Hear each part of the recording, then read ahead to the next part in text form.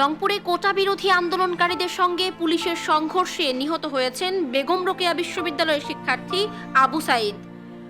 মঙ্গলবার দুপুর 2:30টার দিকে নিহত হন বেরোবির ইংরেজি বিভাগের 12তম ব্যাচের এই শিক্ষার্থী। ডেথ সার্টিফিকেট অনুযায়ী তাকে বিকাল 3:05 রংপুর মেডিকেল কলেজ হাসপাতালে মৃত অবস্থায় আনা হয়।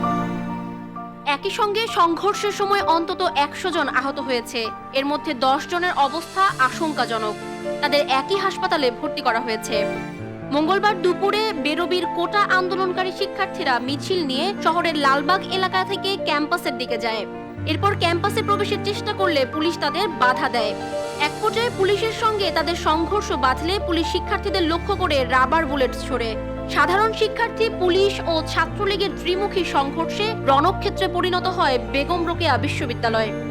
আন্দোলনকারীরা অভিযোগ করে বলেন, শিক্ষার্থীরা ক্যাম্পাসে প্রবেশের চেষ্টা করলে পুলিশ আন্দোলনকারীদের বাধা দেয়। এ সময় বিশ্ববিদ্যালয়ের শাখা ছাত্রলীগের সঙ্গে মহানগর ছাত্রলীগের নেতাকর্মীরা যুক্ত হয়ে আন্দোলনকারীদের ওপর হামলা করে।